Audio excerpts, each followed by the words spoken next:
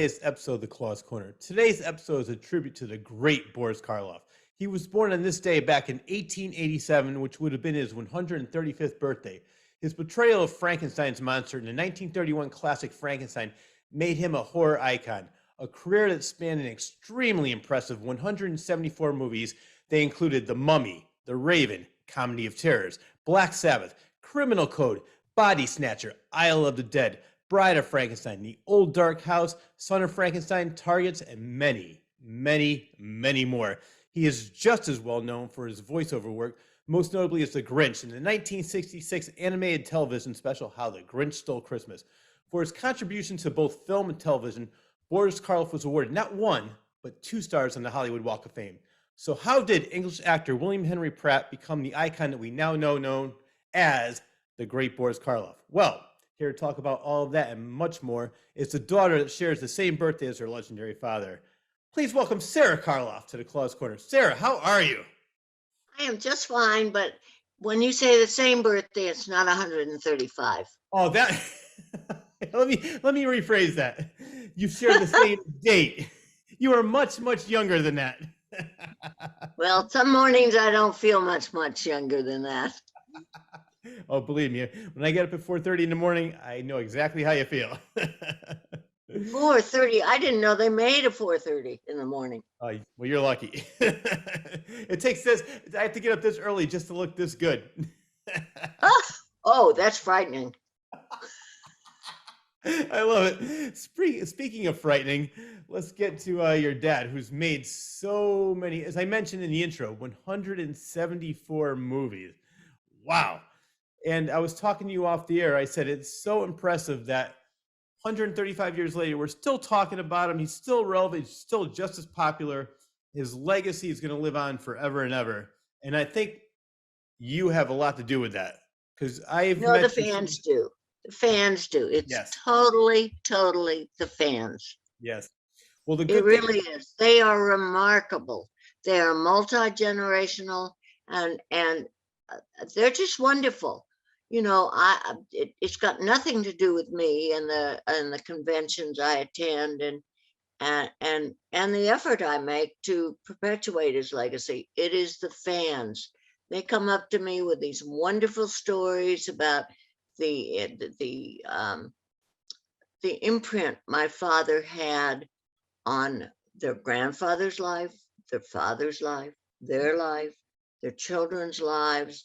I mean, it is absolutely amazing what an impression my father, not only in the roles he played or his films, but the person that my father was. My father was a remarkably warm, lovely human being. And I think his portrayals of even the most yucky films or roles that he played, his own persona came through. And he always said that children got it as far as Frankenstein certainly was concerned. That Frankenstein was the victim and not the perpetrator. He was my father was such a kind, lovely human being that people wanted to know him, and they didn't care what role he played. And so when his fans come up to me, I'm nothing but a conduit. They wish they had had an opportunity to meet my father, and I'm the closest thing they're going to get to it. And so they're stuck with me. And I'm very lucky. I'm very, very lucky, because they share these wonderful stories with me. And every time I speak to an audience, the fans know far more about my father's career than I could ever learn in 135 years. Or they ask questions that I would never have thought to ask. They already know the answers. It's just, I'm so fortunate to be in the position that I am. I really am, because I learn so much every time I'm at a convention or at a show or invited to places I'd never be invited to otherwise. And it's a learning experience every time I leave my own home. And if it weren't for the fans, I'd stay home and have to clean my own oven. Well, we don't want that to happen. I love seeing you. I go to the Chiller Convention. I see you there almost every April, every October. I've been to the Witch's Dungeon. I see you there, and then Oh, I I love go that. online. Yeah, it's a great place. I live in Connecticut, so I live probably 20 minutes away from there. That's so close to me, and I try to get there at least once a year. And Cortland has a great setup with all Oh, the he old. does. Yeah, I mean, that just started, the Witch's Dungeon in Connecticut started in a tool shed in their backyard. And he and his father, Cortland, and his father just made these little niches in their tool shed where they displayed these wonderfully made characters. And his mother made all the costumes. And yeah. it started out as this teeny thing. And when he had to raise his price from 99 cents to $1.50, he apologized to everybody in line. He showed home movies on sheets in his front yard. And now it has a permanent home. And is it Bristol where it is now? Still in Bristol or at It's in Plainville. Connecticut? It's Plainville, Plainville, the okay. next town over.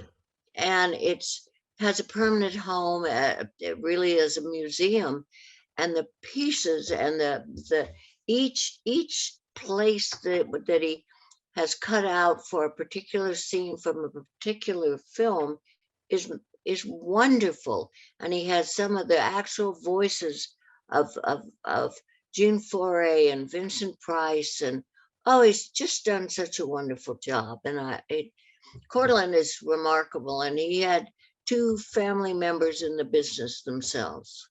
Yeah, when was it the Werewolf of London? I think was Yeah, one the of the Henry movies. Hall Yep. and an aunt, I believe, Yeah. who was also in the business. Yep. But Cortland himself is so talented and has started this, I think, when he was 14 years old with his father.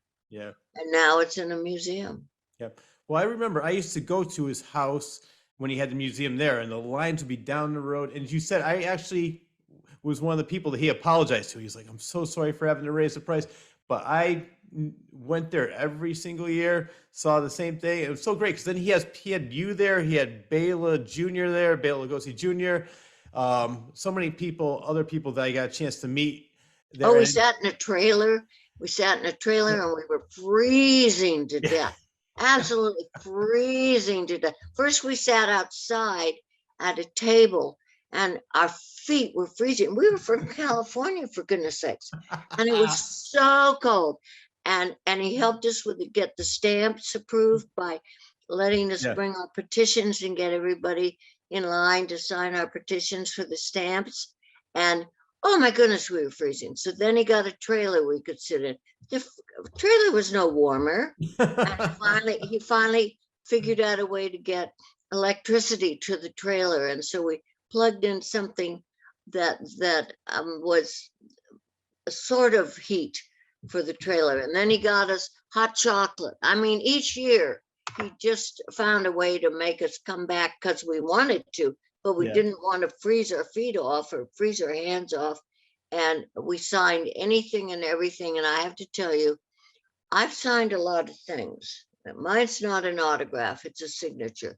And I've signed a lot of things. But one year, this mother came up to me and she said, "Oh, my son, I'll be so glad you're here. He's right in line. He'll be here in a second. And please don't leave." Well, I wasn't going anywhere. I didn't know where the door was in the trailer. And so she came back and she brought her son around, and and I mean, it was freezing cold out. And he lifted up his shirt. I don't know why he didn't freeze to death and drop dead at that very second. And he lifted up his shirt. He wanted me to sign his love handle. Should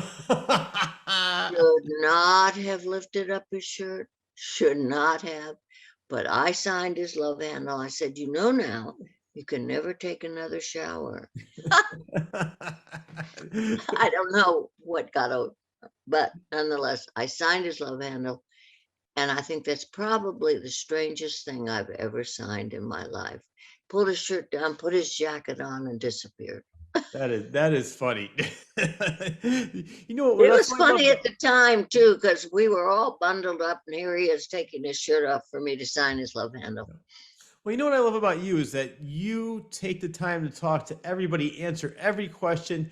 You never rush anybody. You're like you said, you love talking to the fans. You learn new things about it. It's just so they ask so many great questions. You have, if you don't know the answer, you find out. It's just I love the fact that you're so open and you're able to reach all the fans all around the world. And like you said, thanks to the fans, that's why your father's legacy is alive and well. But Oh no, no, it's it. I have such a good time, and I yeah, meet so many interesting people, and they share so many lovely stories with me that yeah. it's a learning experience about my own father. And Hmm. it's a privilege. It's a privilege to meet my father's fans. Yeah, yeah. It's, it's a journey. And I've learned so much I would never have known before. Yep. And anybody in my position who doesn't look at it that way is missing so much. Hmm. Yep. It's a privilege. Yep. Well, several years ago on this show, I had Victoria Price on the show. And she was saying exactly the same thing you're saying. She said she loves going to the conventions, loves talking to all the people. And she said it was exactly what you said. She says, the people are so warm and friendly and nice. She goes, at first, when somebody mentioned a horror convention, I'm like, oh my God, I'm afraid. And she goes, these are the best things I've ever been to. And so I love the fact because I never had a chance to meet Boris, never had a chance to meet Vincent Price, but I get to talk to the daughters, and I love that. Another one is Ann Serling. I had a chance to meet her, Rod Serling's daughter, and get a chance to talk to people that aren't the people that I grew up watching and loving, but the next best thing. Well, are we what you expected? Yes, you are. Really? That's a good thing. Good, Very much good. expected. And Do you so, know at my end, all I can't see your face. I have a rectangular sign that says this meeting is being recorded by the host or a participant. I can't see your face at all. Can you see mine? I can see you perfect. Is So there something I can get rid of the sign? that I'm not sure about because on my end I can see you perfectly. I don't see anything that needs to be deleted off the screen. I'd much rather look at your face. I don't know. You have Is a you? very nice face. I saw it before we started recording. Well, I told you that's why I get up at 4:30 in the morning so I can. I don't care about my face enough to get up at 4:30 in the morning. I don't care about anything enough to get up. Not even my own dog. Oh, I Well, what can't. happens if I click this thing that says, got it? Can you see me? No, I haven't clicked it. Oh, Oh my. No, I don't want to leave meeting, but I think I can click that. Oh gosh, I like you a lot. I'm not trying to get rid of you. Oh, nothing happens. Ah, hi there. hey, how are you? Sure, so glad to have you on the show. Oh, I kept talking to the sign. All right, now we can finally start this interview. I love it. That was so much better now. Are you sure? You're 12 years old. I'm a little bit older than that, but Well, you're not 135. no, not 135. Only 54.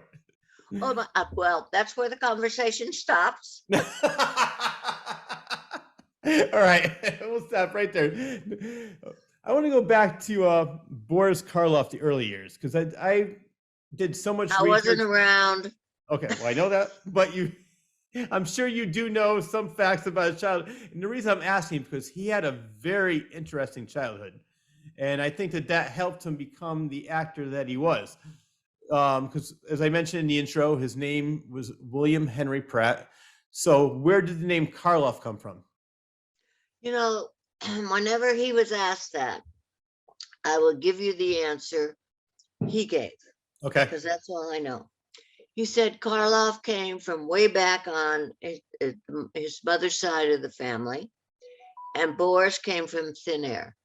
Ah. Now, there isn't a biographer around, and there have been 5 or 6 or 7 biographies written that has found Karloff on his mother's side of the family. And who knows anything about thin air? Hmm. Yeah. Well, it's a great name, great stage name. However, It's he a came up with it. wonderful name. Yes. Now, did the name be wonderful first, or did he make the name wonderful? Hmm. Could a song and dance man make Boris Karloff a wonderful name? I don't think so, Yeah. but who knows? Yep. No.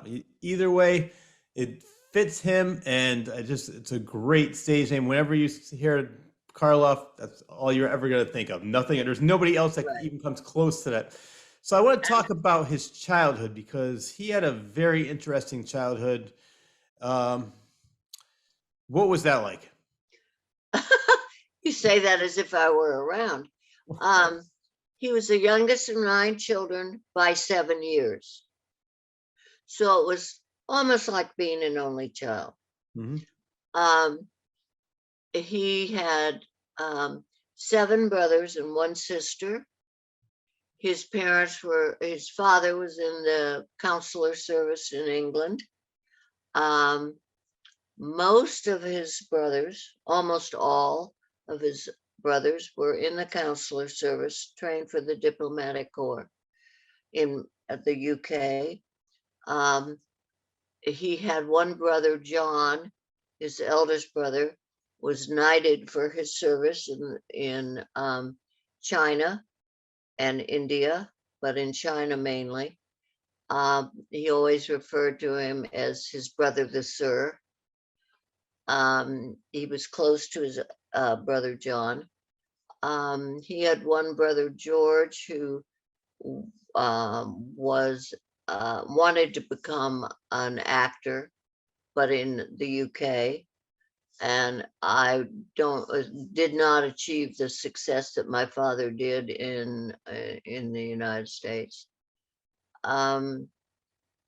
His mother died when my father was at an early age, and his father simply continued his consular service abroad Hmm. in China and India. He was raised by an older stepsister who was very kind and good to him. His brothers would, when they would have a leave, come back home and say, Billy's not doing very well, is he? And that would be referring to my father, William Henry Pratt. Hmm. Um, my father was educated for the diplomatic service, not wanting anything to do with it. He always wanted to, at what age, I don't know, but at an early age, he had made up his mind. He did not want to go into the British consular service, but instead wanted to become an actor. He missed many classes um, to instead sneak into theaters and see various plays, um, which stood him in good stead for his career later on, but not for what his family had planned for him. So he essentially became the black sheep of the family. Hmm. Um, and I always get this backwards. His grandmother on his father's side and his grandfather on his mother's side were East Indian. I always say East Indian rather than just Indian, so one will know it's like dot, not feather. And so the family had dark skin, as I do. Hmm. And so he stood out in British public schools. Public schools are the same as our private schools. So he didn't have a what would be called a warm and fuzzy upbringing. His mother had a nervous breakdown and, as I say, died at an early age. At an early age for my father, I think he was about 7. And so he was raised by a stepsister, I believe, or an aunt. I believe a stepsister, however. And so when he finished his formal education for the counselor service, and finished all his formal education, he knew it wasn't for him, and he flipped a coin. It shows you what he knew about really the acting profession. Flipped a coin between British Columbia and New Zealand. British Columbia won, or lost, as one might think.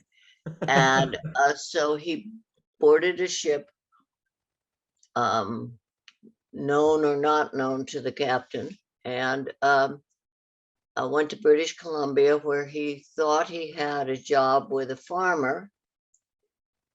The farmer knew nothing of it, and he arrived in British Columbia, arrived at the doorstep of the farmer, who was not expecting him, but was kind enough to give him a job. And he slept in the barn and worked and worked and worked. And manual labor was not what he came to British Columbia to do. So when he first heard of an audition being held, he tried out for it. And when asked in an interview that I have on tape, how did he get his start? He said, "Oh, by a pack of lies," telling the manager of this repertory theater group that he had been in all the plays that he had simply seen. And he told the story that his salary was $30 a week when the curtain went up on his first performance, and it was $15 a week when the curtain came down on his first performance, because it was abundantly clear that he had never set foot on a stage before, except in the 7th grade when he played in Cinderella as the devil.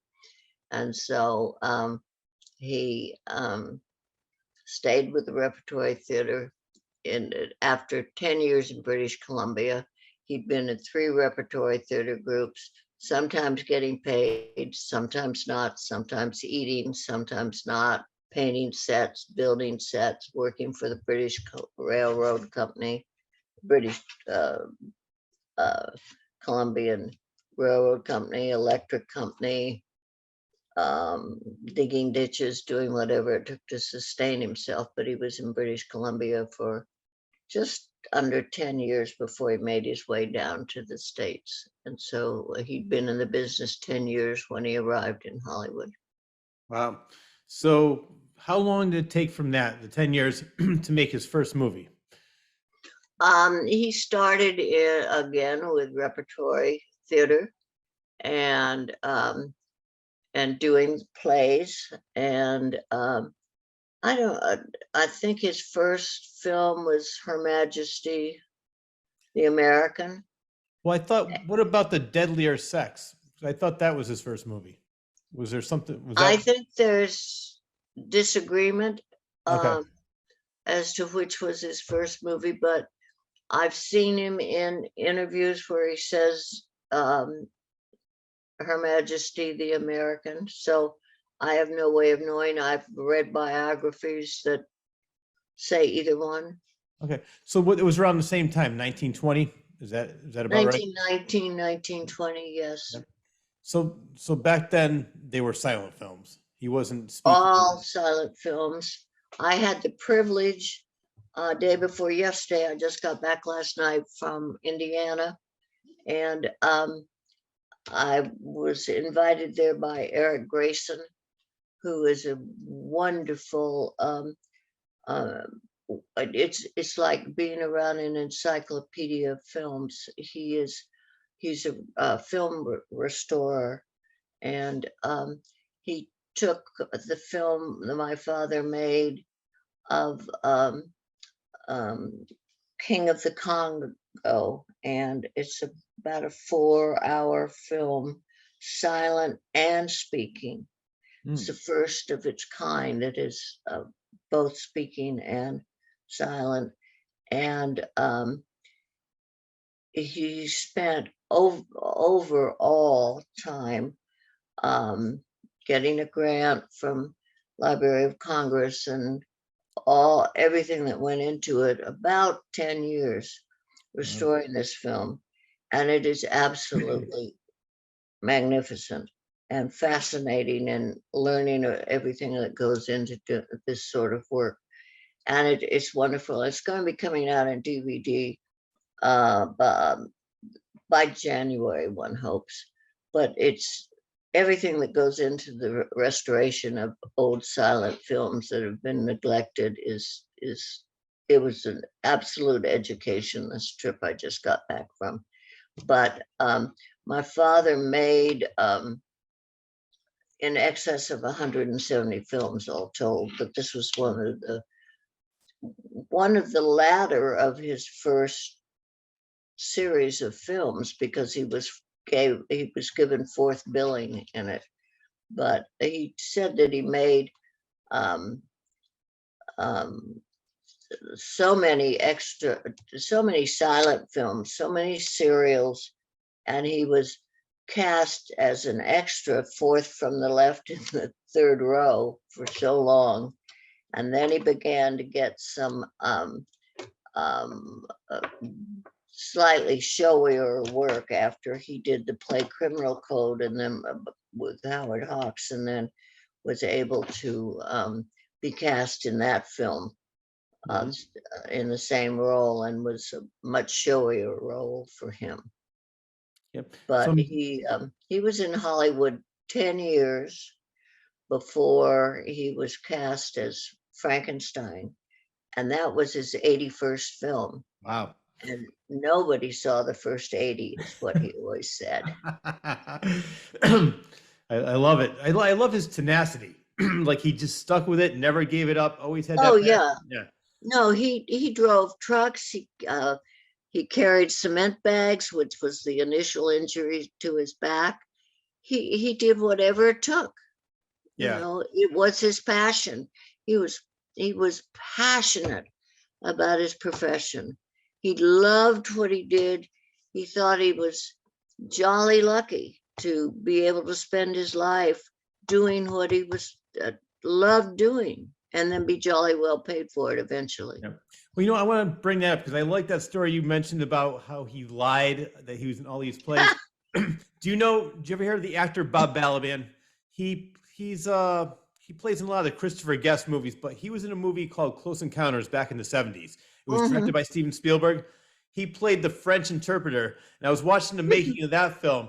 So all he did was, for his audition, he had one paragraph that he memorized in French from his high school French teacher. He got the part, and then Steven Spielberg said, "Oh, good, you're going to be the French interpreter." And he goes, "Oh my God, what am I going to do now? I don't know how to speak French." But then Spielberg found out. He goes, "I love that, because you do what you have to do to get your foot in the door. Worry about the consequences later." He goes, "I'm so glad Bob Balaban lied." He goes, "That got him in the door." And he goes, we made it work afterwards. But I love the fact your father did that. It's like, oh yeah, I've been in this and that and this. Yeah. Oh, that's a wonderful story, though. Yeah.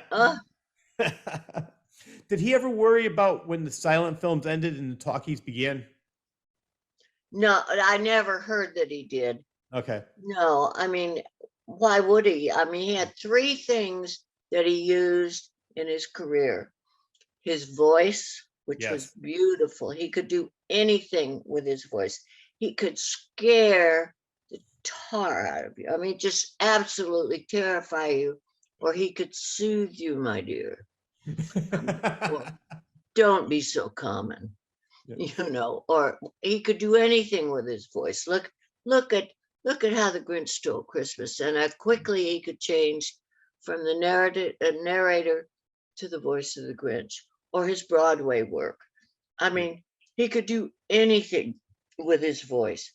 And then he had his eyes. Hmm. His eyes could be so intense, so terrifying, and those eyebrows. And he could look at you and just melt you. Look how he looked on This Is Your Life when he found he was the subject of the evening. He was horrified. I wanted to bring that. Let's talk about that now, then, because I was going to talk about that. The look on his face, and was Oh that my your goodness. stepmother that he gave the death look to? Was that your stepmother? Oh, That yes, that was my stepmother. And he had elicited Ralph and Barbara, and my stepmother and my father were very good friends. And they attended many of the shows and sat in the wings and watched them. But he had elicited a promise from Ralph he would never make him a subject of the show, because my father was a very private man. yes. And so they sat in the wings many times. And so if you see that, he waves. He thinks he's being introduced just as a Yep. guest, just as an evening guest. Oh, here's Boris Karloff attending. Just waves. And then there's this pause, and it comes over him, and he knows that Evie he said later, Evie sold him out for a washer and dryer. But the look, Oh my the God. look, and it's just momentary because he realizes he's on camera. Yep. Always a But professional. He realizes that everybody's oh, watching. but he looked at her like, I mean, it would melt glass. Yep. Well, there's two Oh things. my goodness. Yeah. When Jack Pierce, the great makeup artist, came out, that's when he Oh, really lit up. His eyes, he was so oh, happy and he so appreciative. adored Jack Pierce. Yeah. And of course, Universal did dirt to Jack Pierce. Hmm. And my father knew that. He adored Jack Pierce.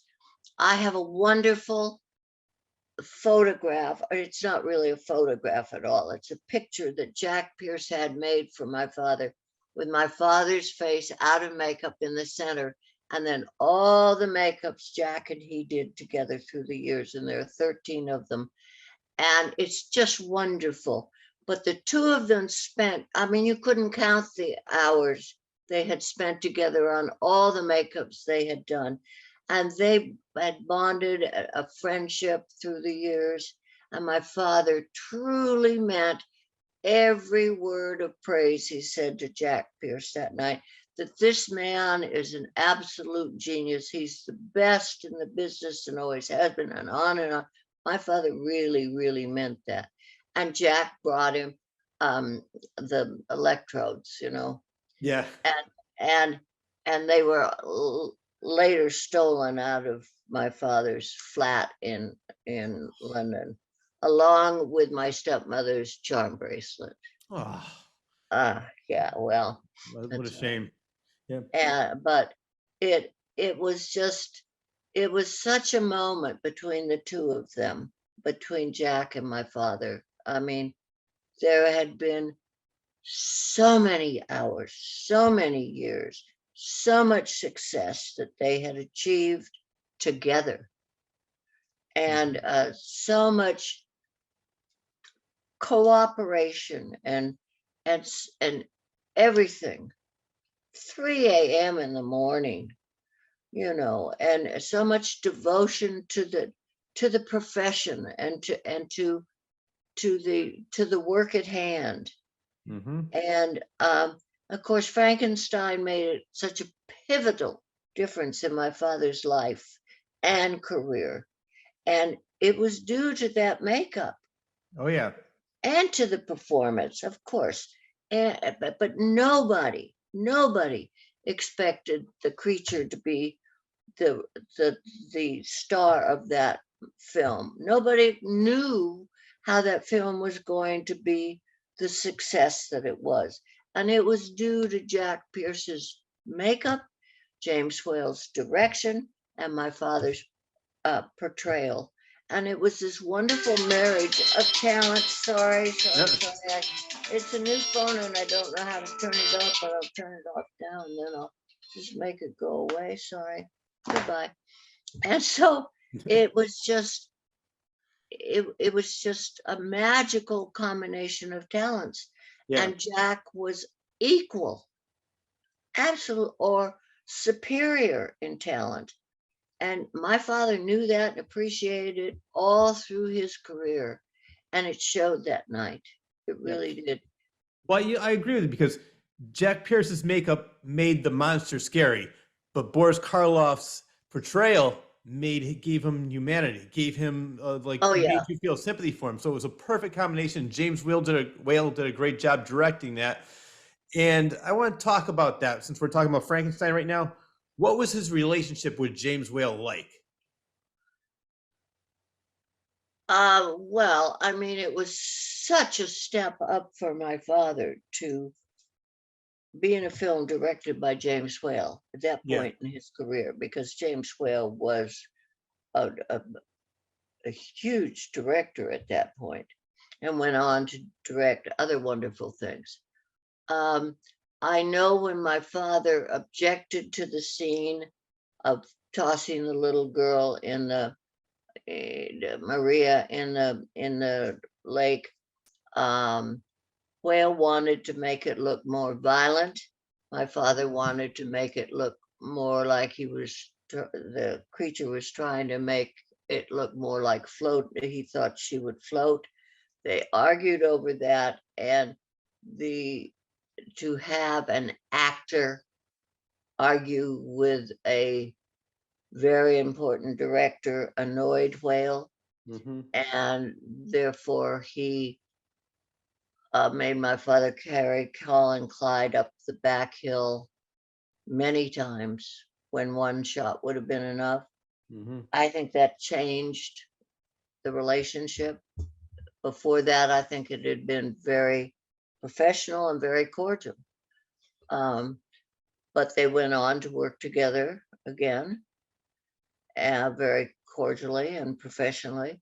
But I think there was moments of problems over that, because my father, who was not even invited to the premiere, was nothing but just a piece, a piece of meat at that point. That's how actors were treated before SAG was invented and created. And my father was a founding member of SAG. His card number was number 9, but that was all before that.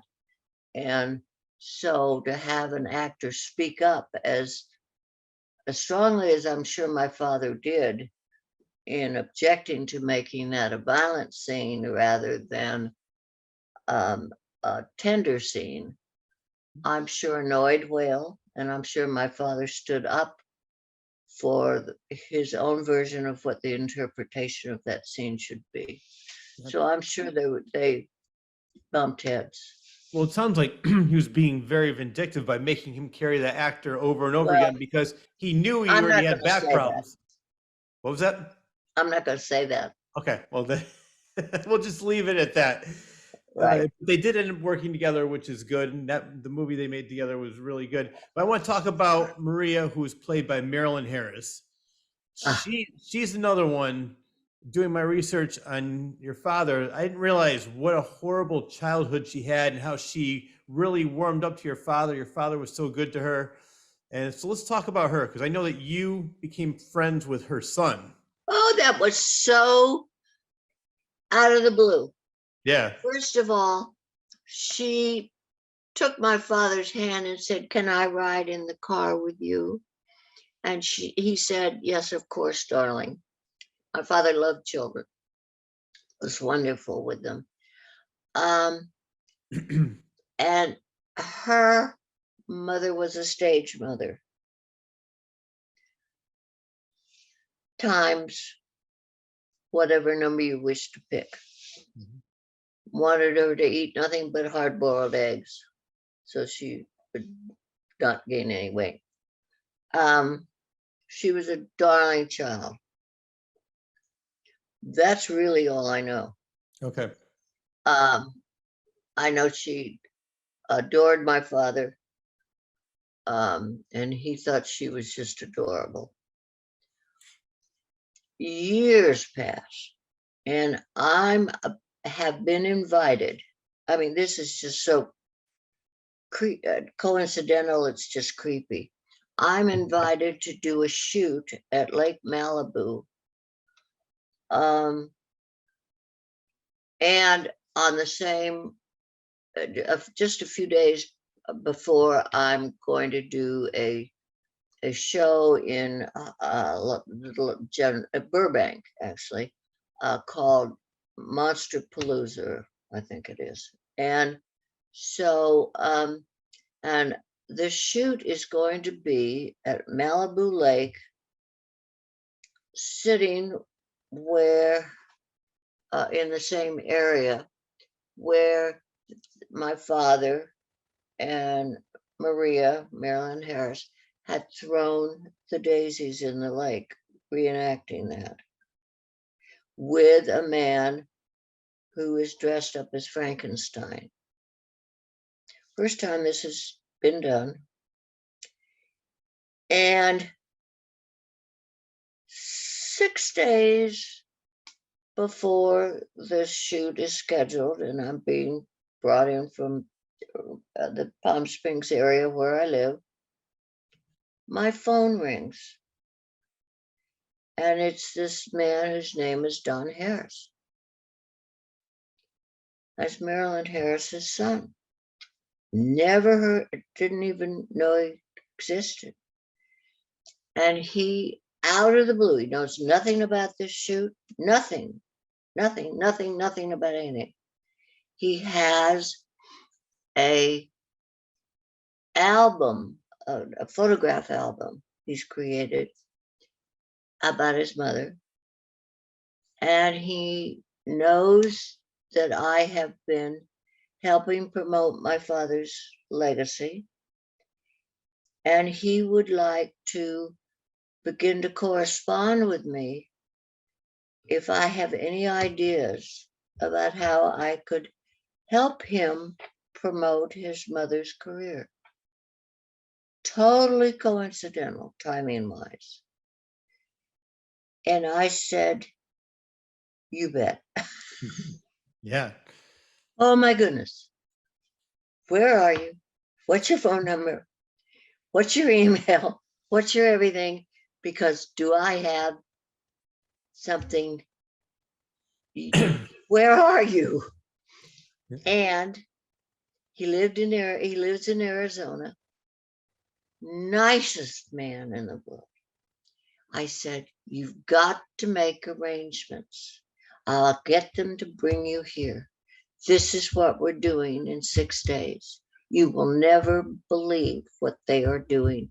They will be so thrilled that it's you and me doing this, because it's just the perfect thing.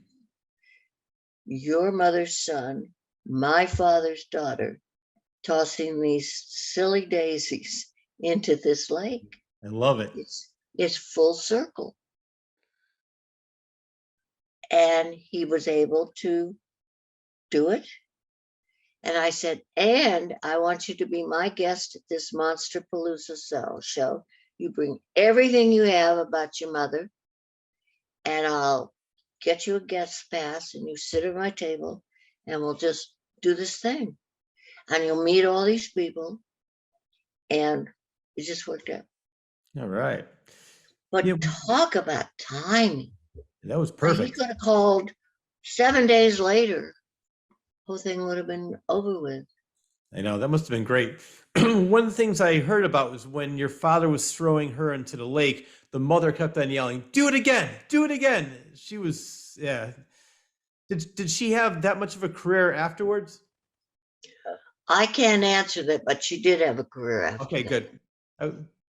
Well, Yeah, speaking. because I've seen the scrapbook. Oh, okay. Yeah. Okay. Well, speaking of careers, what advice did Lon Chaney Sr., the man of a thousand faces, give your father? Yeah.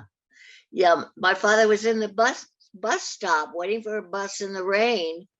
Chaney was the big star on the lot.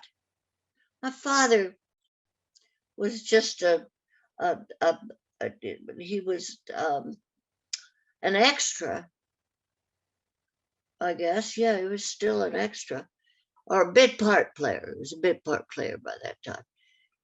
Waiting in the bus stop to catch the bus to get home, and Chaney offers him a ride home in the rain. Wow. Says a lot for Chaney. Yeah. That is Says a lot amazing. for Chaney. A lot for Chaney. Yeah. Now, Chaney Sr.'s parents were both deaf mutes. So there's a lot of empathy there, natural empathy there. And maybe Chaney had seen something that my father had done and felt he had, who knows? But that, my father tells that story with such gratitude. Yeah. Yeah, And he gave him some great advice too. I love what he he said to did. him. Yeah, I don't know the exact posing of the question, but do you have any?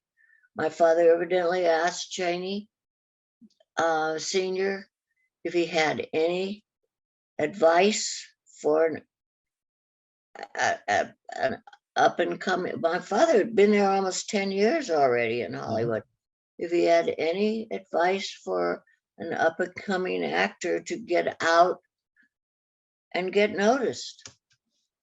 And Chaney said something like, do something nobody else is willing to do and then do it better than anybody else can. Well, your father definitely took that advice to the 1000th extreme. But he had to be offered the right role to do it. Yeah, very true. I mean, it's just, it's like Don Harris calling me 6 days before this shoot. I'm so sorry. You're very popular. No. May I call you back? Who is it? Okay, I'll call you back. I'm doing an interview. Everybody wants to talk to you. No, they don't. Well, I want to talk about that because speaking of roles, who Lon Chaney Sr. was originally cast as the monster. Is that correct? Or No, he was going to be no, cast. no. Okay. Lon Chaney Sr. was the big cheese on the lot. Okay. And the next big role would have been Frankenstein. Okay. And so it was assumed that he would be offered that role. I was with someone last night who said he probably would not have accepted it. Mm-hmm.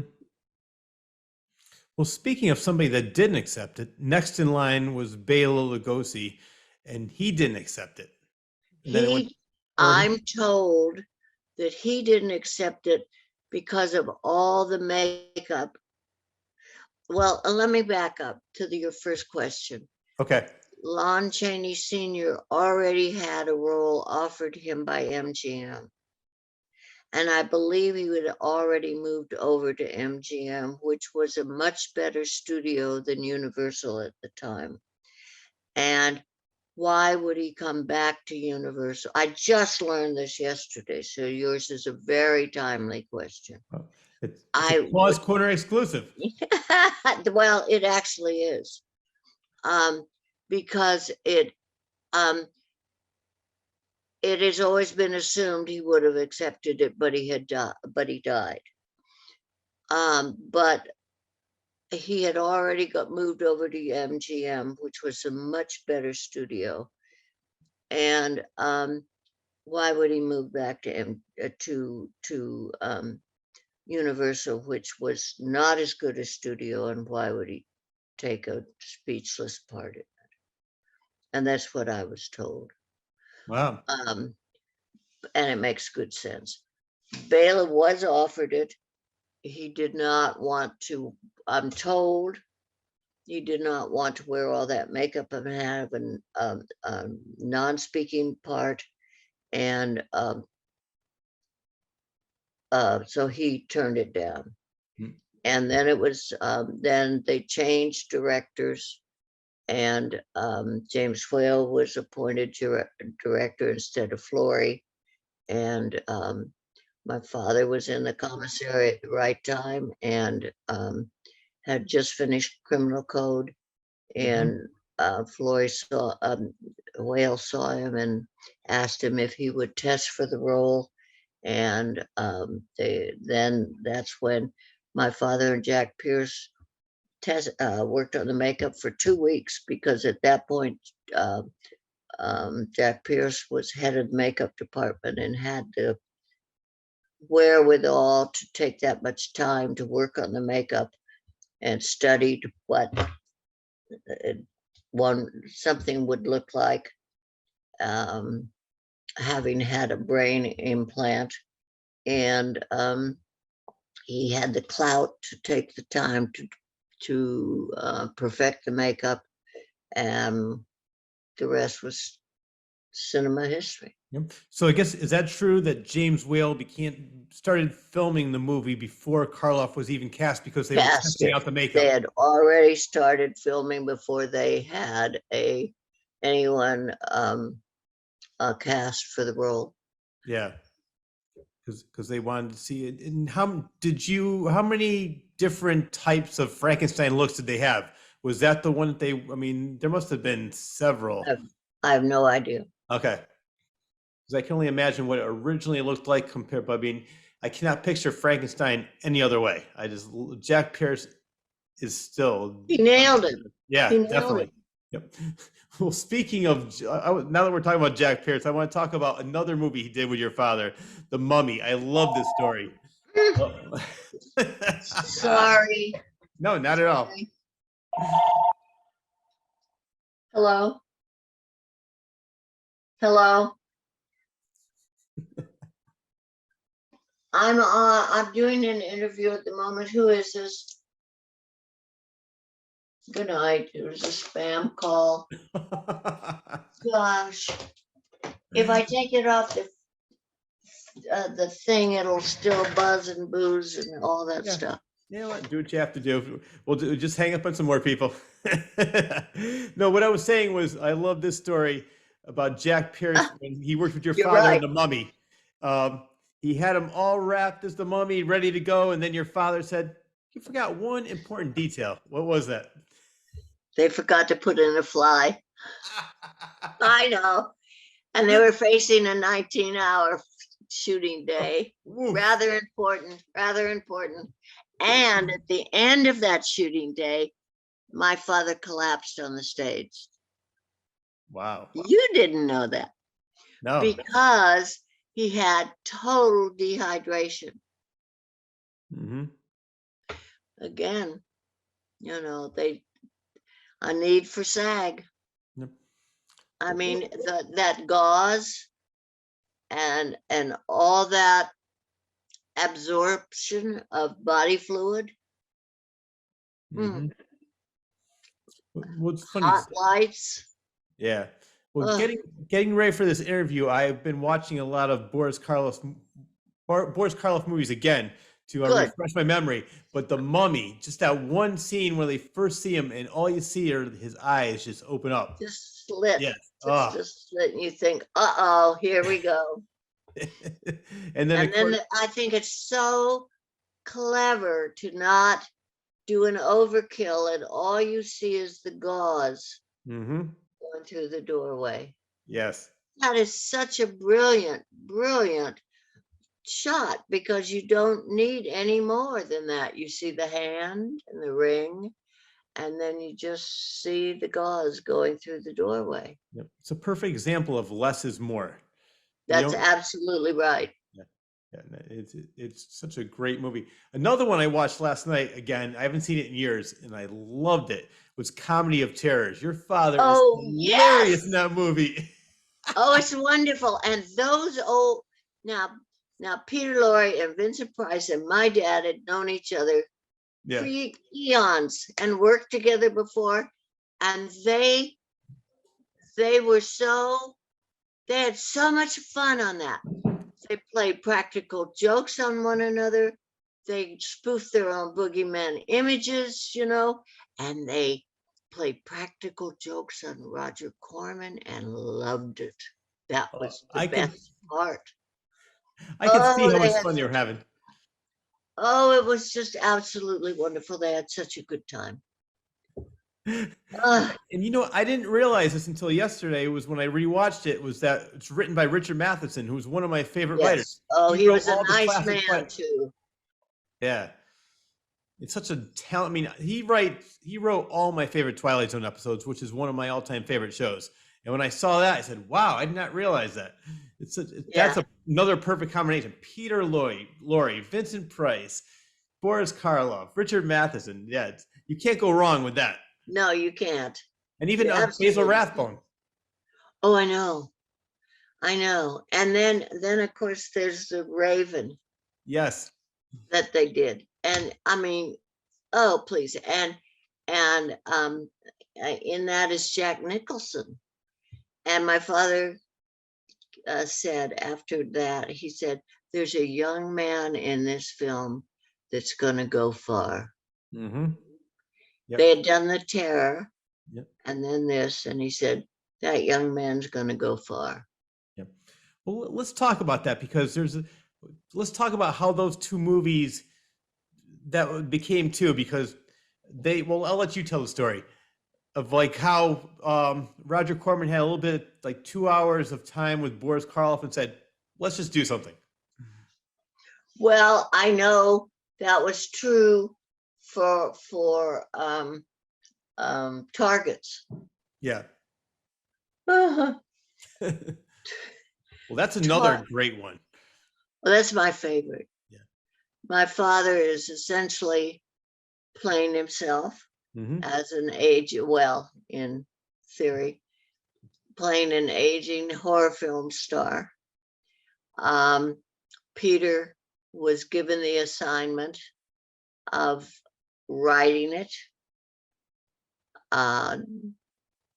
directing it, and acting in it. Corman had 10 minutes of Karloff screen time left over from somewhere. And so Peter was given the rights to take a slice of The Terror, a slice from this, a slice from that, and make a film, and then 10 minutes of Karloff time. And so it was shot during the assassination of Bobby Kennedy and Martin Luther King. And Targets is a film about a sniper. And so essentially when it came out, it was pulled early from the theaters because of that and put on the shelves. But it's a film which unfortunately is as timely today as when it was released originally. And he considers that his final film. Yes, his final film with any quality. Yeah. But it really represented my father's beliefs that the real horror is on the street, not up on the screen. And I think it's a very fine film. It's a very worthwhile film. And it's one of my favorite films. I fortunately had the opportunity to tell Peter that many times. Oh, good. Oh, yeah. And he knew how I felt about it. I was able to sit and chat with him several times. And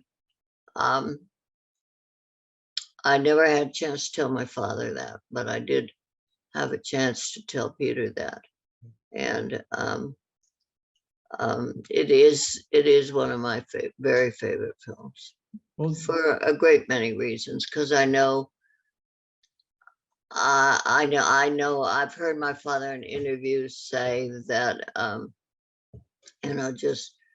just seat me in a chair and give me some oxygen and a script and I'm ready to go. And he was just the consummate professional, and he loved what he did,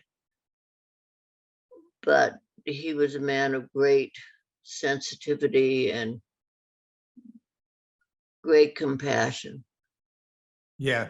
Well, that scene alone where he tells the Oh, story in one take, and didn't he get a standing ovation by everybody? all the crew stood up and applauded, and it really Wow. brought a tear to his eye. It really did. It was it too bad it wasn't the final curtain, Yeah. because he did some not so wonderful films afterward, Mexican films, but they were kind enough or commercial enough to shoot them here because he couldn't go to Mexico. And they were released. Some of them were released after he had died.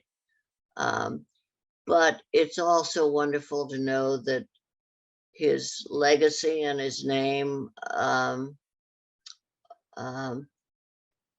were so valuable. Yeah. I mean, when you make over 174 movies, they're not all going to be great movies, but he made so many. Anybody would be happy to make 3 of those movies. He's done so many. And yeah, Targets, I saw that not too long ago myself, and Oh, it's a great movie. It's one of my favorites, just like you. And it's funny because I know, and I'll let you tell this, you're not a big horror fan. no, I'm not. It's one of the world's worst kept secrets. But I'm not. It's terrible casting as me as my father's daughter. But it's I think my father's gentleness of spirit came through, Yeah. and that's why his legacy is so everlasting, why his fans adore him and are not frightened. Mm-hmm.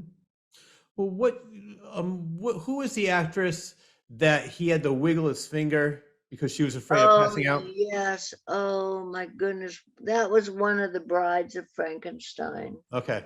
Yeah.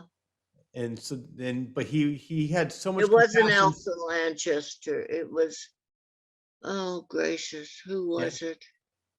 Well, But I whoever. know exactly who you mean. Yeah. Yeah. No. But, the reason I bring that up was because he just had so much compassion, so much empathy for people. He wanted to let you know, it's like, it's all right. It's I'm only human. Boris. It's only Boris. Yeah. Yeah. Well, you know what's great is like as you mentioned, he had such a great sense of humor, and Comedy of Terror Oh, is just one example. But even on his specials, one of the specials I saw clips of was Dinah Shore. He oh, spoofed yes. himself, having a great time. I have to say, probably the most impressive performance I've ever seen of Boris is him and Vincent Price singing "The Two of Us." Yes. Yeah. That's lovely. Or on the Carol Burnett show in the library when he comes around the corner and she scares him. Well, you know what's funny? I think I remember that watching it years ago. Well, I forgot all about that. That's funny. That that was funny. But the reason I bring up the Red Skelton is because I know what happened behind the scenes. He Yes, was in so a do I. wheelchair. He had his oxygen, and they're like, "All right, it's time to film." He'd take the oxygen off, get out in the car, sing with Red Skelton, sing with Vincent Price. As soon as the take was over, all right, go back to the wheelchair, put the mask back on. Talk about the consummate professional. Wow. Yes. He loved what he did. He truly was the consummate professional. Yeah. And my godmother wrote one of the biographies about him, and she said almost to a person, when she interviewed people, they would preface their remarks by saying, "Oh, dear Boris," and then go on with their interview. So she titled the biography "Dear Boris." I love it. And there is going to be my go-to person really for information about my father is a book written by Stephen Jacobs. He's a British author, and he wrote a wonderful biography on my father. It took him, he did 10 years of research on it. Wow. And oh yeah, and it's the definitive biography on my father, and it's called Boris Karloff, um, Behind the Monster, Beyond the Monster. And it's just outstanding. But it goes through every aspect of his childhood and his career and the man himself. And it's a wonderful, wonderful book, but he's just about to go to print on the compendium, Boris Karloff's compendium, and it is a photographic book collection of photographs and comments on the photographs and the time of my father's life and career that each photograph represents. And I think that's going to be the most wonderful way to pay a lasting tribute and memorial to my father. It'll be a wonderful coffee table book from representing my father's career and life. Well, I already know what I'm putting on my Christmas list. It won't be ready quite by Christmas, but right away thereafter. But his name is Stephen Jacobs, and he wrote this wonderful actually the definitive biography, and he's done this compendium,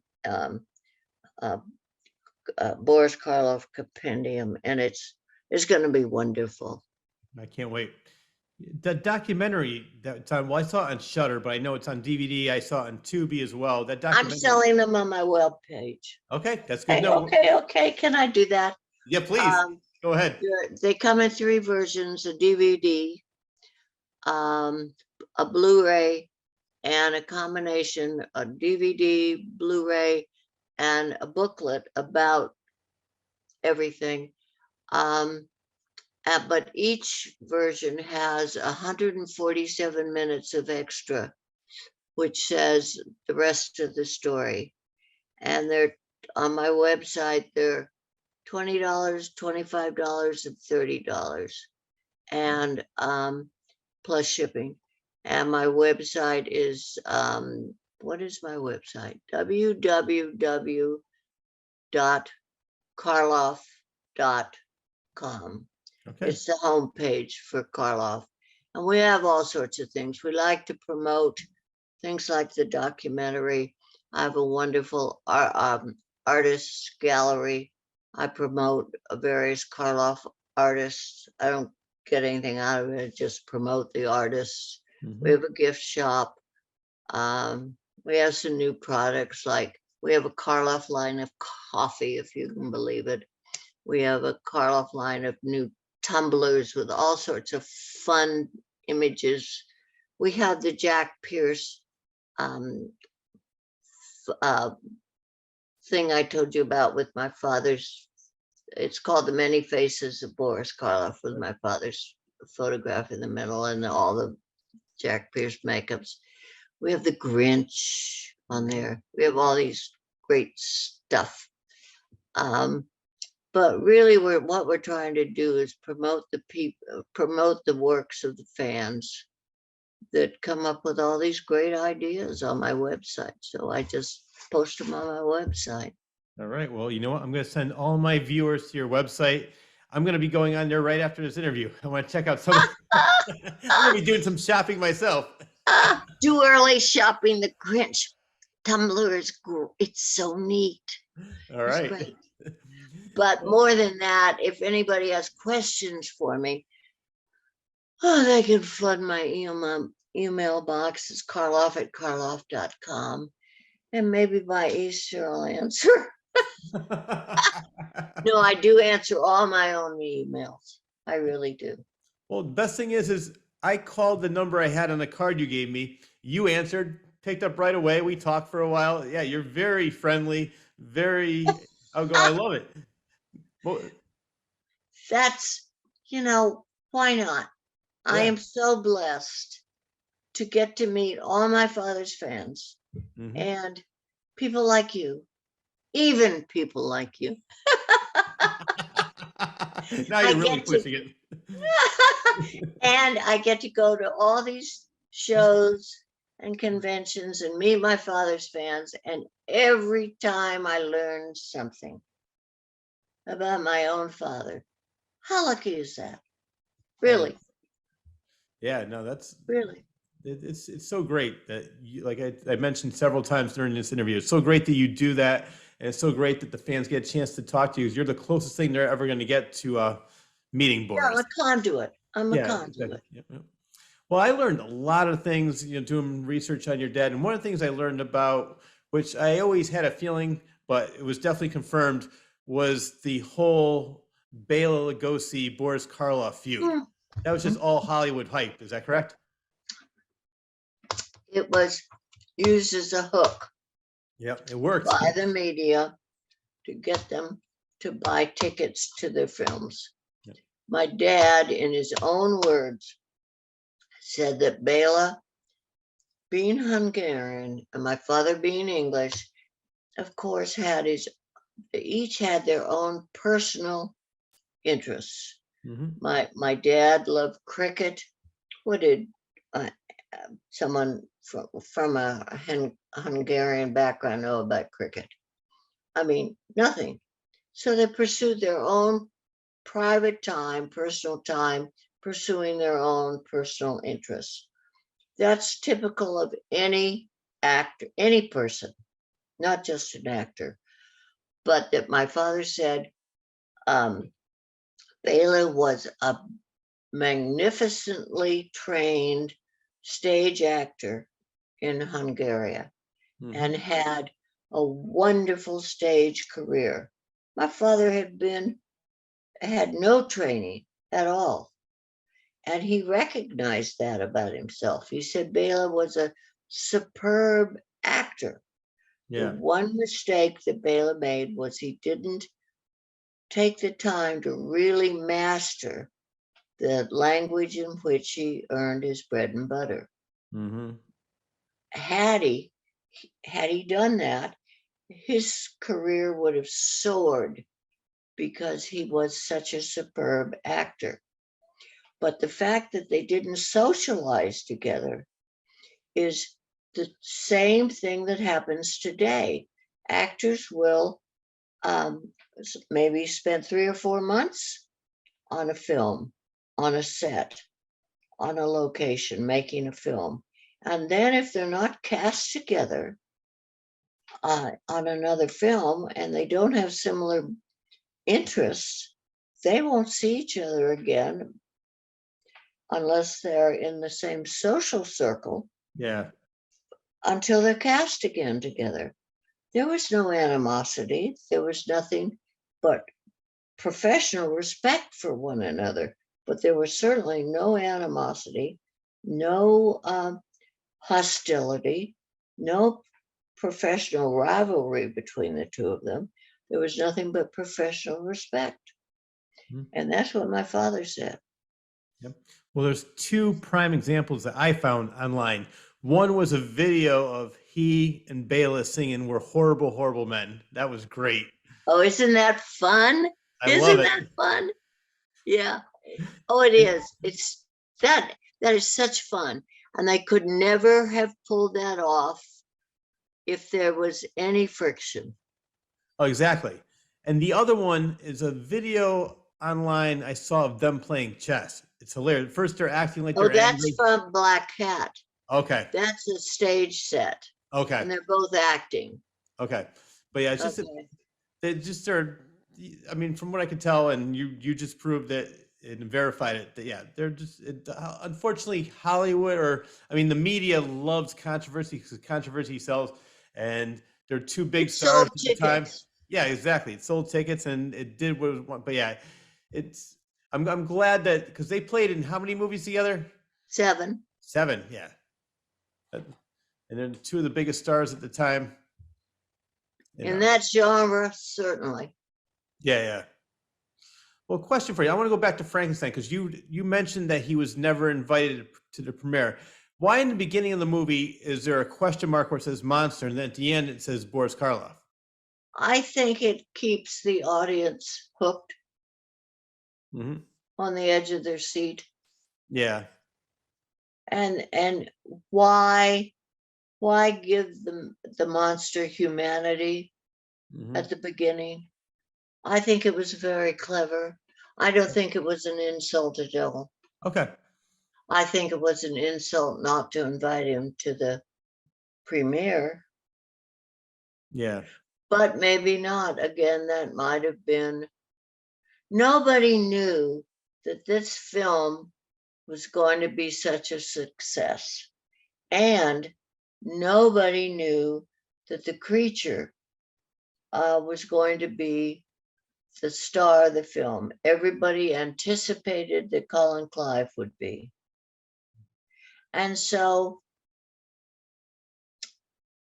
how do you answer that question? Hmm.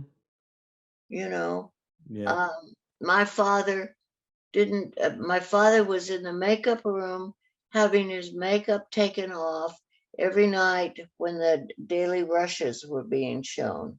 Okay.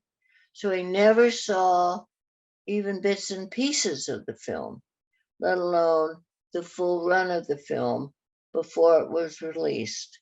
So the fact that he wasn't invited to the premiere, he never saw it.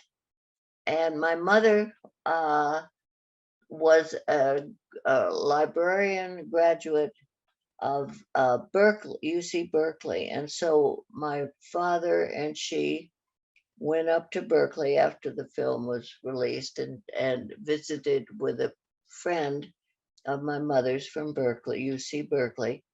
And the film was running up there. And so they kind of sneaked in to see it because at this time it was evident that the creature was a star, and they sneaked in to see it.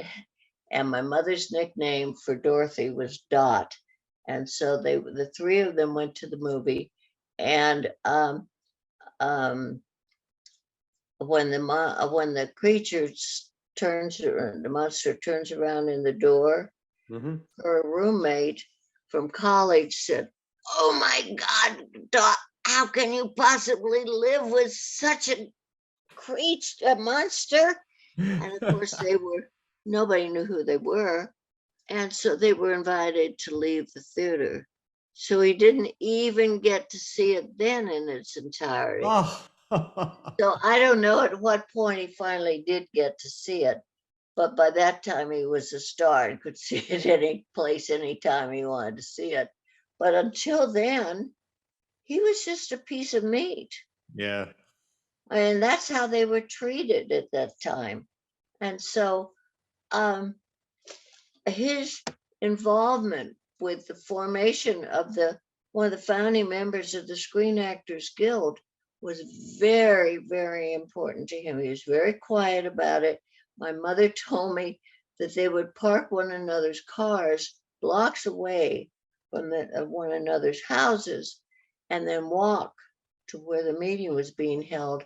And at parties, they would dance by one another on the dance floor and whisper, "Meeting Tuesday night at so and so's house," and keep dancing, because it was very dangerous. They were putting their careers on the line of never working again, of never being casted in another film again. It was forming a union against these very powerful studios, very powerful directors and producers. And these 12 members, founding members, and my father's card was number 9. It was an extraordinarily brave thing to do, but they felt it was important to give the up and coming actors without a voice an opportunity to give them a voice and speak out about the appalling conditions that these pieces of meat, Yeah. as far as the studios were concerned. My father lost 25 pounds during the making of Frankenstein, and he had already been a starving actor for 10 years in Hollywood, 80 films before Frankenstein, 10 years in British Columbia, and sometimes getting paid and sometimes not. Wow. So it was tough going. Yeah. So SAG may have now evolved into a huge, overbearing, whatever it is, SAG-AFTRA. But at its beginning, it was important. Yep. Mm-hmm. And he was passionate about it. He served on the board well into the mid or late 40s, and it was founded in 1933. Mm-hmm. Who did he start it with? Oh, the Cagneys, Mm-hmm. Jimmy Cagney, the Gleasons. Ah, okay. You'll have to look it up. Frank Morgan. Mm-hmm. There are 12 of them. Yeah. Wow. And he's number 9. Yep, he's number 9. Well, I'm sure there's so many actors that don't even realize how much they owe. No, they have no idea. They have absolutely no idea. And that's not the point. Yeah. That's not the point. I have some wonderful photographs of the first meetings, you know. Mm-hmm. Ronald Reagan was not terribly far behind.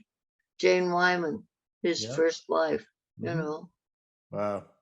Yeah, no, he did. I'm so glad that he had the hindsight to say, you know what, something needs to be done. People shouldn't be treated like this. And now, you know, it's so much better for the actors. 19-hour shooting days. Yeah. Shooting days. And that's after makeup coming on, putting on and taking off. No. Mm-mm. Yeah. Yeah. Well, I want to talk about some of the other movies he's done. This one I was looking for and I couldn't find it. It said it wasn't available, but it was a movie. It was 1935. He released 2 movies. One was The Bride of Frankenstein. The other one is called The Black Room, where he plays 3 roles. It's wonderful. You can find that. For some reason, I was looking for it last night, and the only place I found was on YouTube, and for some reason I was unable to access it. But it's a wonderful film. Yeah. But he plays 3 roles. He plays the good brother, the bad brother, and the bad brother playing the good brother. Absolutely. And I've seen clips of it, and it looks like such a great movie. Oh, it is. Yeah. Well, that same year, he did Bride of Frankenstein. What was his thoughts on having the monster speak for the first time? Oh, it's well known my father didn't really think the monster should be given speech. However, the critics, the fans, and his daughter disagree. Was he ever worried about being typecast when Frankenstein became so popular? I have a couple of interviews. I mean, that's one of the most asked questions. Yeah. How do you feel about being typecast? And if you look at the breadth of his career, it's radio, it's children's recordings, it's Broadway, it's television, 3 series of his own, and then 100 and some odd films. No. Yeah. But he always said that an actor is very fortunate to be typecast. If you are fortunate enough to find your own niche and then be considered for roles in that niche throughout your career, you're very lucky. Yep. Well, I interviewed an author who wrote a book on Columbo, Peter Falk, and he said the Oh, same yeah. thing. He said Peter Falk loved being Columbo. He said he would be all over the world. He was filming a movie, I think, it was something like Romania, wherever, it was somewhere Yeah. way out there, and they're like, Columbo! And I said, did he ever get mad that that's all they knew? He goes, no, he embraced it. He loved every second of it. He was Absolutely. known. Yeah, and I always said the same thing too. If I was ever known for just one thing, I would embrace that. I would be at every convention, just meeting the fans. Just I would love that. So I definitely know. But you're, like you said, and what I just said alone, 1935, Bride of Frankenstein, and the Black Room. So those two movies are so completely different. So yeah, he really was never in danger of being typecast, because, and even at a time when horror was becoming less popular, he still had everything else going for him. He had that great voice, like you said, for the Grinch and so many other things, and then Arsenic and Old Lace. He did Right, that play. and The Lark opposite Yes. Julie Harris. He was nominated for a Tony. He did 5 plays on Broadway. He had 3 television series of his own. He had a huge body of radio work. I mean, he had an enormous body breadth of work. He worked all the time. Yeah. That's, as I mentioned before, I said I love how his tenacity. He just never gave up. Always worked. I mean, how many times? I mean, I never heard of somebody saying, "All right, I made 80 movies. The next one's going to be big." And so many people probably would have given up before that. Said, "I just can't do it." But your father just kept on going. That was his passion, and he found the planets aligned, and everything fell right into place for him. Well, I don't think there's anything he wouldn't try. Yeah. And that's the perfect thing. I always say that. I said, never say no. Say yes to pretty much everything. And if something doesn't work out, it might open up a door to something else that you never even knew was there. That's right. Yeah. Now I want to talk about another Frankenstein. It's probably one of your favorite memories, because this one is called, it was his 51st birthday, Son of Frankenstein. And during the filming of that movie, he was given the best present of his life. Most expensive.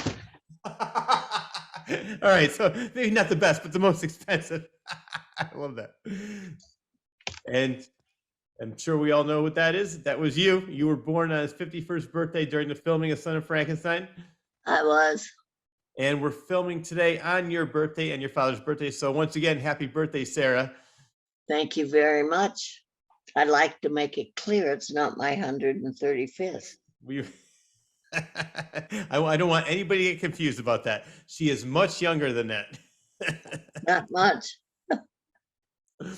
You know what? Let's talk about because I saw a clip of this, or it was pictures of it, when he was filming the movie and he came out and he thought they were still filming, and he looked over and he saw the cast and crew. What did they have for him? A birthday cake. Yeah. With shoes. I Baby love that. shoes. Yeah, because he was coming out, I think he was coming out of the slime or something. He came out of the pit. The pit, yes. The pit. Yeah. Yeah. Yeah. Yeah. So there's a what is it called? I don't know, but there's a story that he went to the hospital in his Frankenstein clothes. Mm-hmm. Not true. Can I please, once and for all? No, he didn't.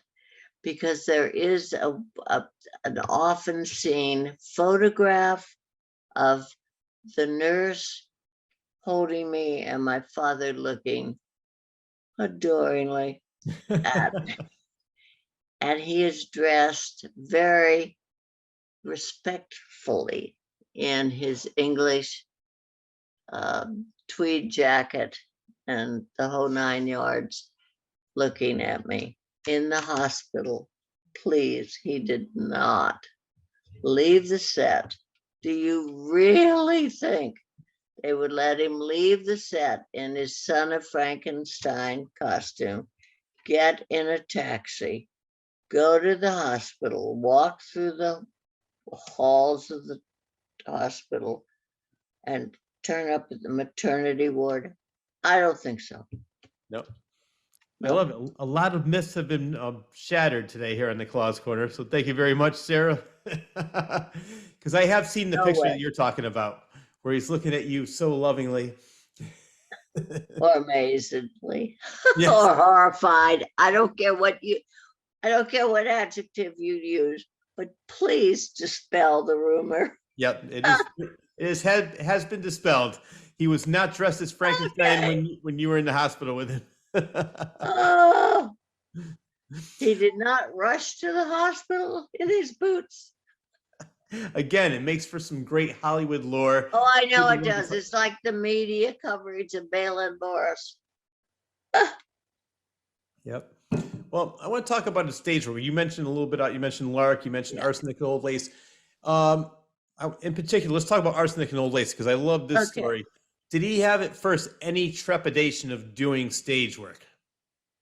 Yes. He was terrified. Mhm. He well,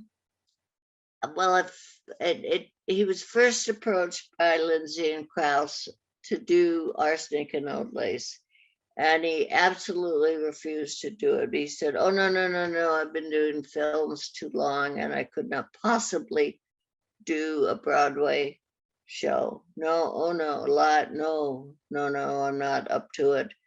And no, and so they took him to lunch and talked him down about from his nervous pedestal and said, "Well, Boris, of course you can." And then he said, "Well, there'd have to be at least 3 more important people in the cast than I." And they assured them there were. And then they told him more about the play, and he liked the play and he liked the script. And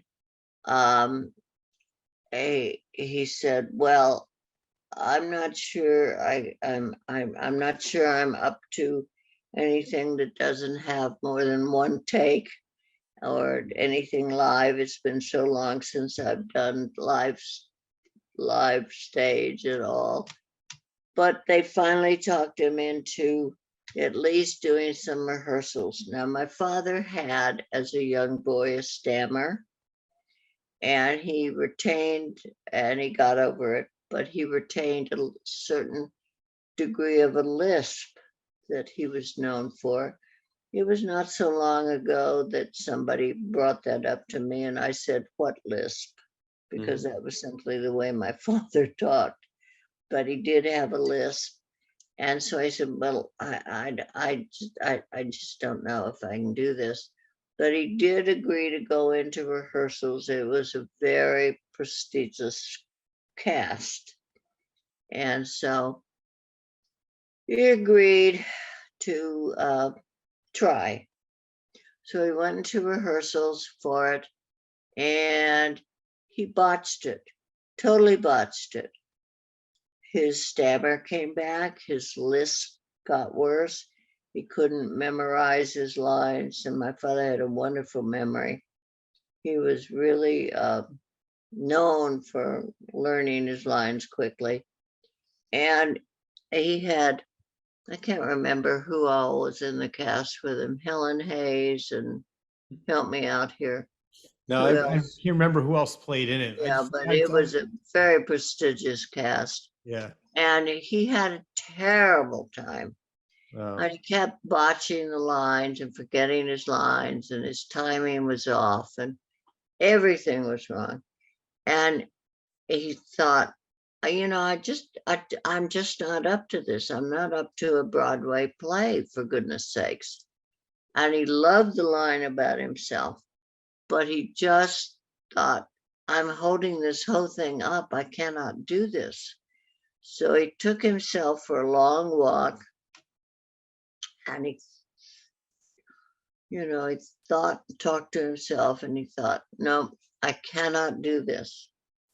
And he came back and he announced to the rest of the cast, I am so sorry for wasting your time, but I'm not up to it. It's been too long since I've done live theater, and I cannot do this. And they said, come on, Boris, yes, certainly you can.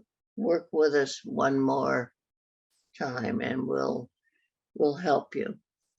And so they did another round of rehearsals, and the stammer went away and the lisp got better and he did better on everything. And so the rest is stage history. So why wasn't he in the movie then?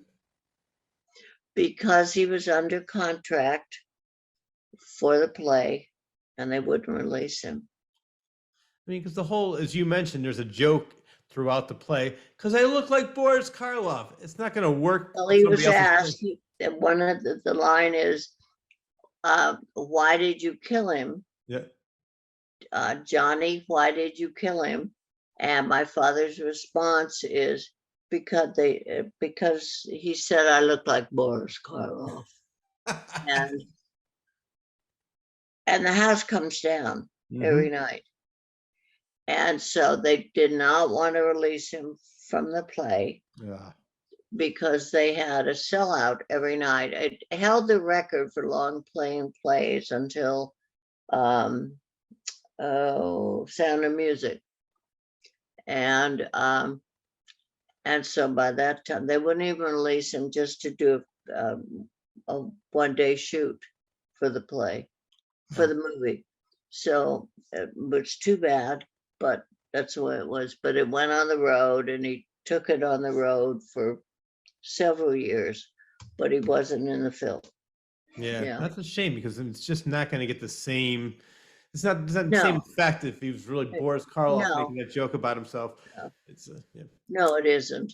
Yeah. He had another play that he did. I'm not sure if it was Linden Tree or On Borrowed Time, and I hate to misquote it, but one of the other plays he did, and he did The Lark opposite Julie Harris, which he absolutely adored doing. And he was nominated for a Tony, as was she. She won, he did not, but he adored working with Julie. And it was just a wonderful play and wonderful performance by each of them. But it was just magical play. And then he did Peter Pan, which was wonderful. And he loved having the children walk across it, come backstage afterwards to be able to try on the hook and fly across the stage and have fairy dust sprinkled on them. It was wonderful. I had all those wonderful experiences as a child. But then he did Linden Tree and On Borrowed Time. And for the life of me, I cannot tell you which one it was. But he was deep into rehearsals for one of them. And the producer said, oh my God, we cannot have Boris Karloff on the marquee. They'll think it's a murder mystery. And my father was really enjoying rehearsing for it and really enjoyed the part. And so the director had to come to him and say, Boris, I'm so sorry that the backers, the producer doesn't feel you're the right person for this play. He's afraid that everybody will think it's a mass murder play. And my father said, oh, I was so enjoying it, but I do understand his position. I mean, why he might think that. So my father withdrew from the play. But the next day, my father sent the producer, whose money is involved in the play and the returns for it, he sent him a wire, a telegram at that time,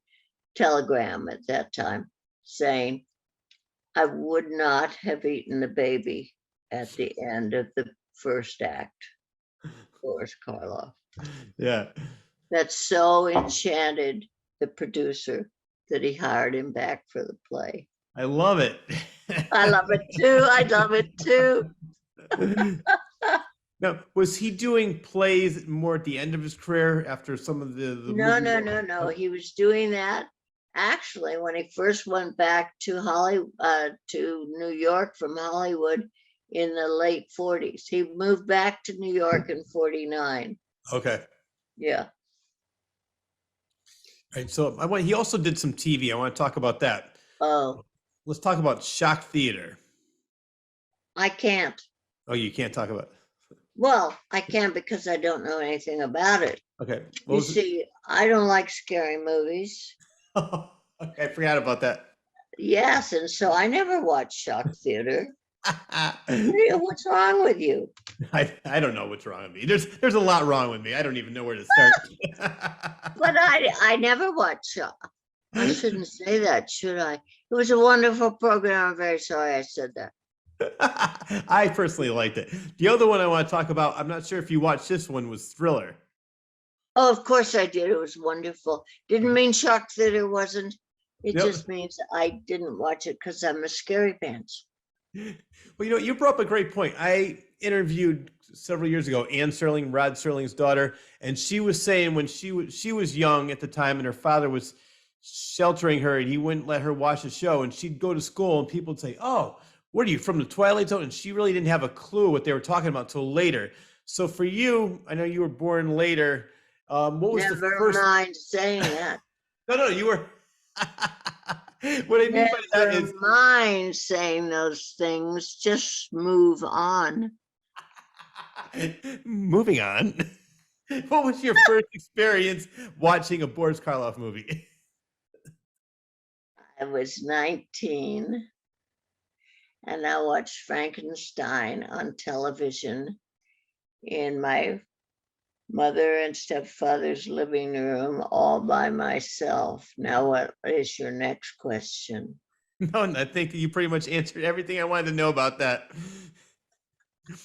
What made you wait until age 19? Weren't you curious growing up of what your father did, and you went? No, I knew what he did. But you didn't really. It wasn't that I wasn't curious. Now, we could go into it. Let's do it if you feel like talking about it. Okay, certainly. My parents were divorced when I was 7. Okay. Okay. My mother and my father each remarried very happily, very successfully. And my father stayed in Beverly Hills, Hollywood, and my mother moved to San Francisco, where she had married a very successful San Francisco attorney. And he was my stepfather, and I adored him. I thought the sun rose and set on him. So they were both very happily remarried. Okay. Okay. So I grew up in San Francisco after age 7. Okay. Now, got the picture? I Do do. you really think that when my father's films came on television, and this was at a time when there were 1 television households, that evening's entertainment was going to be watching my father's films on television? Point well I taken. went to a private girls' school. Do you think my girlfriends were going to go to see horror films? No. No. Do you think my mother was going to drive me to see my father's films? No. Okay. So I was out of sync I with see. my father's films. I didn't have my own television to watch them on in my bedroom, right? Mm-hmm. Right. So Right. I just happened to unfortunately be out of sync. So then when I found myself in our home in actually then Sausalito at age 19, and my Frankenstein was on, and nobody was home, I watched Frankenstein on the television alone in the living room. I wasn't breaking any rules. It just was what I did. Yep. And by that time, I'd heard so much about it that I watched it rather studiously. I really enjoyed it, but I understood why all the hype about it, but I watched it rather studiously. Mm-hmm. But I just happened to be out of sync with my father's career. Yeah. No, that's definitely. Thank you for sharing that story with me. The You your father publish also. it, I'll kill you. And then in 1993 or 4, when it was the famous Monsters of Filmland convention in Crystal City, Maryland, Mm-hmm. Bela Jr. and Dwight Fry Jr. and Ron Chaney and I, yours is empty, so is mine. Um, we all met together and we were invited to that convention. We never met. It was a wonderful convention, except, I mean, everybody was so fascinated that all of us were invited and we were there, and all the monster kids were there. We were all there. We were who is supposed to spooky. And so we couldn't walk 10 feet without being just overwhelmed by all this. And somebody asked me if I'd been down to the dealer's room. I thought they were playing poker. I didn't know all this went on. I You know. see, I had no idea any of this went on. I mean, that isn't the life I'd lived. Mm-hmm.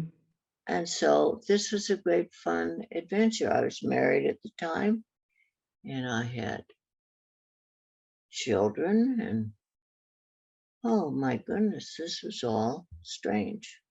Yeah. So, Well, speaking of Bela Jr., I want to talk about how he helped preserve the Karloff name. He helped you. oh, you bet. Yeah, let's talk about that. Baylor helped write a law called CC 990. It now has new numbers I can never remember, but it protects the interest of the families and the use of their persona rights without compensation to the families. Mm-hmm. So from what I read, he also helped the Three Stooges as well. No, he Yeah. represented as an attorney the rights that are covered under that law. Okay. I knew there was a connection with the Three Stooges. That's why I'm glad you cleared it up for me. But As an attorney, yeah. he represented the Three Stooges and their rights as represented under the law that he helped write. Very good. So I'm glad that he's another one that's doing some great work and helping people. I want to talk about Boris. I know you said you don't like horror. Boris actually preferred terror to horror. So I couldn't agree with him more. I agree with that too. What was his reasoning for that? Well, he felt the word terror invited the participation of the imagination of the audience. They could use their own imagination and anticipation of what was going to happen, and their own understanding of what was going on. Horror just dump blood and guts in your lap. Mm-hmm. Yeah, no, I can't agree more. I love a good suspenseful psychological thriller over blood and guts. I do like those movies too, but if I had to pick a favorite, I'm with you and Boris. Terror is definitely when you have to use your imagination of what you think's happening instead of actually the screen showing you. It's like reading a book. For me, my imagination could do so much more than what a director could show me on film. So Mhm. I do like that, and I agree with that. So I have some questions for you now. Well, first of all, um, why did you make George Kennedy cry? Or how did you make George Kennedy cry? I never told you that. Well, I thought you were going to tell me now. No, my father one never talked about other actors or really about his own career. But Mhm. one day he said to me, one day in conversation, he said, I really think George Kennedy is a fine actor. Mhm. So one day at Chiller Theater, which I do in October, it's a convention, George Kennedy was a guest there. And I took the opportunity to go up to his table and introduce myself and tell him the compliment I felt was a compliment that my father had paid him. And he got tears in his eyes. Mhm. That's a huge compliment to Well, it George was Kennedy. a comment. It's a comment my father made, and Mr. Kennedy took it as a great compliment. Yeah, and I would too. That's a huge compliment coming from a great master. So the other thing I had for you is, what is the connection, the Frank Sinatra Boris Karloff connection? I'm told by I was told by Frank Jr. that Frank Sr. Um, approached my father to help him uh, learn to mark his scripts and to prepare himself for uh, films. Hmm. So in a way, he taught Frank Sinatra how to act. In a way, or he was sort of a mentor. No, that's not what I said. Okay, I'm listening. I said that Frank Jr. told me Frank Jr. was a good friend of mine. Frank Sr. was the godfather to my granddaughter. Uh, Frank Jr. told me, who was a good friend of mine, that his dad had told him that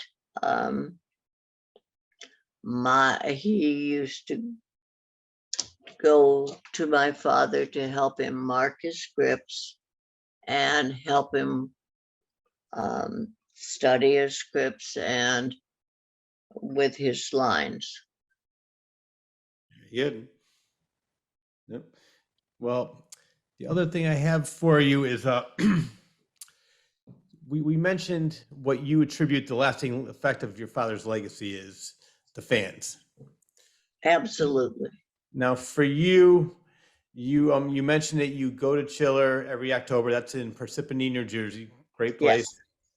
Do you do you do all the horror conventions, or not all of them, obviously, but do you do a lot of other ones? You mentioned Monsterland. You do Chiller, No, I've done Monster Palooza a couple of Monsterpalooza. times. Okay, but I Chiller is the wasn't main one. invited this past year. Well, you know what? I don't have any say in it, but I'm going to invite you.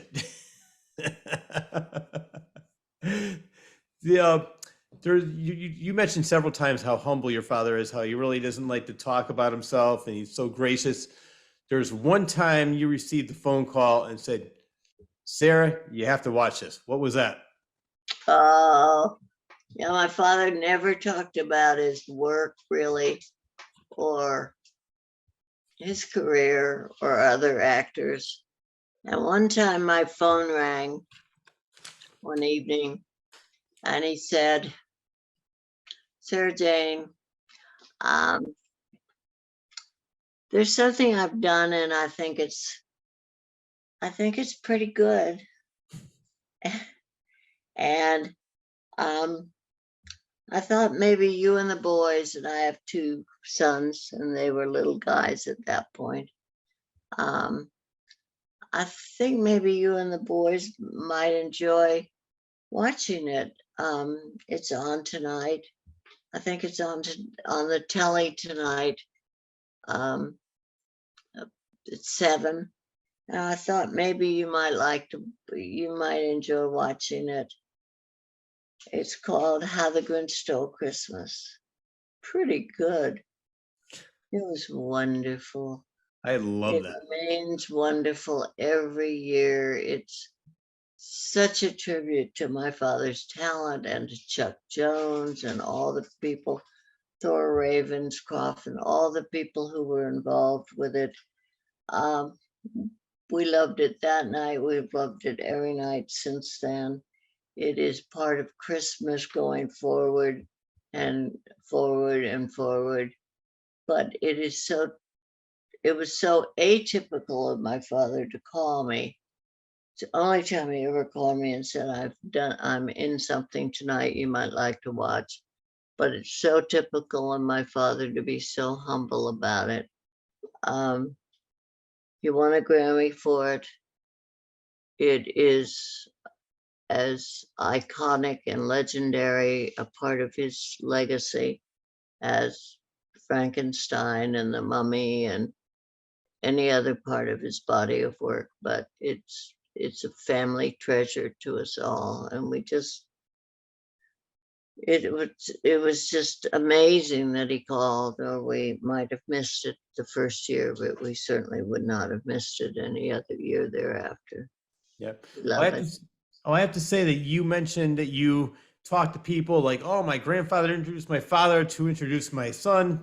So for me, It's brothers, multi-generational. yeah. It I was gonna say, is. for me, my father used to wake my brothers and I up, and we'd watch all the Frankenstein movies, the Mummy. I grew up watching all that, and all I remember about the Grinch, because these are the days when you had to make sure the color was correct. For first 25 minutes, my father was trying to get the Grinch as green as it could be. Then when he finally gets it to where it is, it's over. That's every year we tried to watch the Grinch. I know I can make it a little bit greener. Come on, wait. Then you got to fix the rotor and the antenna. It was hilarious. Every year, it's like, Dad, let's just watch the TV show. So I want to thank my father for introducing me to all of your father's movies, and I mean, I'm such a huge fan of all of his work. And as we mentioned, he's done so many different things: comedy, horror, terror, stage, screen, radio. So it's done it all. I do want to leave with this. This is one of my favorite lines your father ever said, and we'll end with this. Your father was in a TV show playing Mother Muffin and the Girl from Uncle. What did he say when he looked in the mirror? I looked like a 2-bit whore. I can't think of a better way to end this interview. Boris Karloff, the 2-bit whore. Sara, it was so great to have you on the show. Thank you very much for being on here. And before we go, I know you were talking earlier about your website. One more time, let's plug away. Where can people find you, and what are you selling? Well, I do have a website, and I invite you to visit it. It's www.karloff.com. And if you have any questions you want to ask me, my email is karloff@karloff.com. They made them both simple so I could remember them, because I'm not tech savvy. Neither am I. Happy Thanksgiving, everybody, and thank you so much for having me on your show. Oh, yeah, you are very welcome. And first of all, happy birthday to your father, and a much younger happy birthday to you, Sara Karloff. Thank you so much. I had so much fun. Oh, I love this. You got to come back sometime. Okay, I accept. Watch out. And I will see you again either at Witch's Dungeon or at Chiller. Okay, but you're on the East Coast. Yeah, I live in Connecticut. Too bad, because we're doing a Grinch panel at Seasons Screamings in Pasadena the first weekend in December at the Pasadena Convention Center. We're gonna have a lot of fun. We'll miss you. Too bad about you. I can see how Everybody's heartbroken you invited. are over it. Ah, see you next year, chiller. You most definitely will. Thanks a lot, Sarah. Happy birthday. That wraps up another episode of the Claus Corner. A huge thanks goes out to Sara Karloff for taking time out of her extremely busy schedule to be on the show to talk about her legendary father, Boris Karloff. Once again, happy birthday to you and Dad. And this show would not be possible without the superb editing of John Bristol of Elmwood Productions. Thank you very much for making the show available to all each and every week. And lastly, but definitely not least, I need to thank you, the viewer, for always tuning in. Enjoy your day, everyone.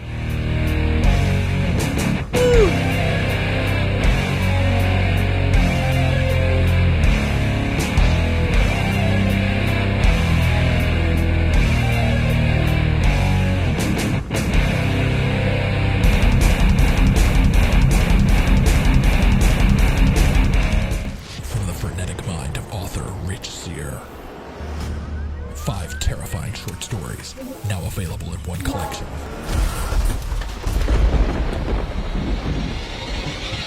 Confessions of a Frenetic Mind. 5 tales of blood-curdling terror, available on Amazon and Barnes & Noble.